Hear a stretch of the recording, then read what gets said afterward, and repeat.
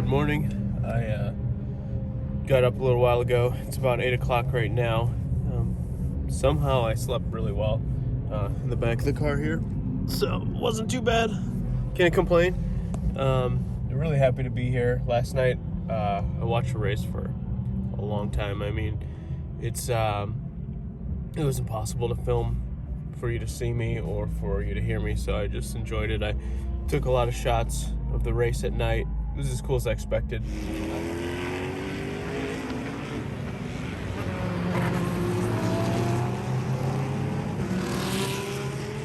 I thought I would like the infield the most, but actually the best part at night is just seeing the cars on the high banking go around, and they're just glowing. You see those cars right there, just completely glowing.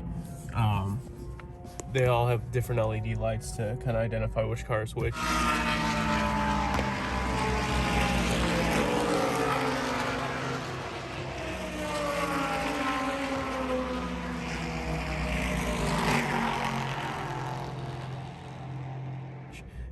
Very, very cool. They certainly don't slow down. I mean, they're still going right now. There was just a caution, so they're picking back up as we speak. And I'm gonna talk about the race a little bit and the history of it, and I'll try to overlay some shots on top of that. This is the 59th running of it. It started out in 1962, but for the first few years, it was they had a few different formats. They had a 3-hour race, 2,000-kilometer race a couple times, and in 1966 they changed it to the 24-hour format. The first race was won by Ken Miles. So if you've ever seen the movie Ford vs. Ferrari, the character, well, I should say the driver that was played by Christian Bale, so that guy, along with another guy, they were in the car that won the first year. It happened right around the same time that Ford vs. Ferrari was taking place. So that movie was about Le Mans, a different 24-hour race that takes place in France, but that same year they won this one as well. So it was actually the year where they had the 3 Fords hit the finish line at the same time, and it kind of screwed over Ken Miles. So that same season they won this race.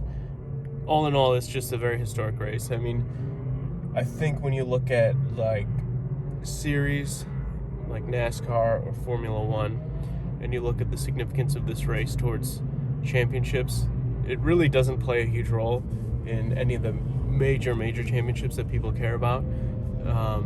In fact, here you'll see that there's a lot of drivers that just do this race, and they aren't part of the whole season of these categories.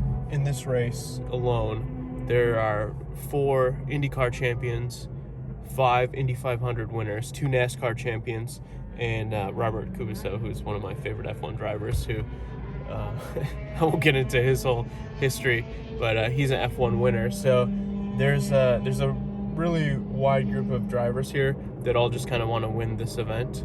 And within this event, there are 49 different cars for 5 different categories. So the main category is the Daytona prototype category, and the Daytona prototype cars are the fastest cars here, and they're really the hallmark of the event here, and a lot of the really famous drivers are in them. I think I'd say the biggest draw for this race is that Jimmy Johnson, who's a major NASCAR champion, I think he's won the NASCAR championship 7 times, retired from NASCAR last year and decided to do this race again. He's not doing the whole series of races, he's just doing this one, and he's in one of the Daytona cars. And they have they're developed, one set is developed by Cadillac and one set's developed by Acura. It looks like Cadillac's favored. I've been cheering for Cadillac, and they've been doing pretty well. Just like, I've been to a lot of races, and it's funny because on TV the camera follows the action, but the tracks are so big. If you think about these tracks, they're 2-3 miles long, so you can't see everything, and it's so loud that you can't hear the speakers. So it's funny that coming to the race, you actually have a lot less of an idea of what's going on compared to watching it on TV. I did try my best to listen to it on my phone a few times to stay up on it, but it's a long race, and it's really hard to keep track of. So I'm honestly having a lot more fun just watching the cars than going around and, you know, seeing like the play-by-play of what's happening. But it's fun. I'm glad I came. Last night I walked right now I'm on turn 12, and I walked all the way down to the other side of the track. So I'm on the far, I guess you'd say, right side of the track, and I walked all the way across the other side and back, and then I just sat on the bleachers a bunch and watched the cars, and it's fun. It's cool. There's a lot of people camping here in RVs. I anticipate today will be pretty busy. The stands, I mean, the car's so fogged up, but if you look at the stands,